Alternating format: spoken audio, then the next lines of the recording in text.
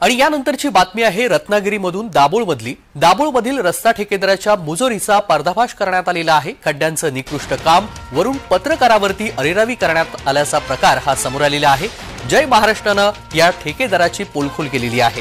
दाभोळमधील रस्त्यांचा पुरता बोजवारा उडालेला आहे आणि दाभोळच्या रस्त्यांवर खड्डे झालेले असून या भागामध्ये राहणाऱ्या नागरिकांना त्रास सहन करावा लागतोय।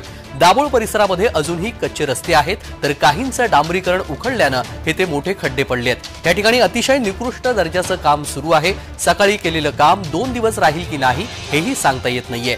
गणपती विसर्जन झाल्यानंतर ठेकेदार योगेश सुर्वेला आता जाग आली आहे। जय महाराष्ट्राचे प्रतिनिधी तेजस बोरगरे या रस्त्याची बातमी करत असताना दाभोळमधील मुजोर ठेकेदार योगेश सुर्वेचा मुजोरपणा पाहायला मिळाला। योगेश सुर्वेने अरेरावीच्या भाषेमध्ये इकडे ये तुम्ही खोट्या बातम्या देता, मुंबईला राहून बातम्या देता असं तेजस बोरगरे यांना म्हटलं।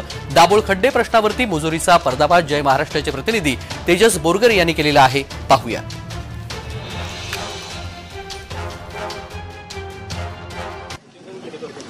मग काय झालं काय त्याच्याने प्रॉब्लेम काय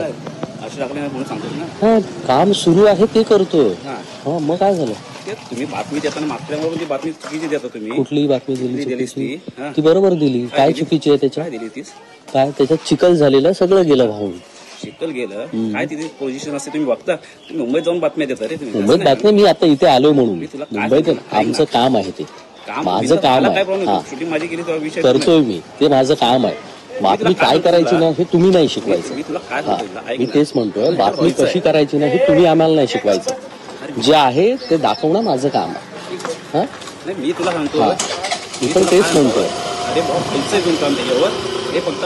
जे असू दे ना जे काय असू दे जे काय खड्डे आहेत ते सगळी माहिती मी सगळी दाखवतो ना। तुम्ही 2 तासात काम केलेलं पण दाखवतो आणि नंतरचं पण काम दाखवतो, सगळं दाखवतो। ठीक आहे ना। बातमी कशी करायची मुंबईला राहून करायची हे बोलणं योग्य नाही। हे बोलणं योग्य नाही। तुमच्या बातम्या करतो म्हणजे मी विरुद्ध आहे असंही समजून घेऊ नका। तुमच्या बातम्या चांगल्या आहेत त्या चांगल्या पण करतो आणि ज्या वाईट बातम्या आहेत त्या वाईट बातम्या आहे। आणि हे तुमचं नाही हो, मी या दापोली आणि पूर्ण रत्नागिरी आणि काय महाराष्ट्रभर बातम्या करतो।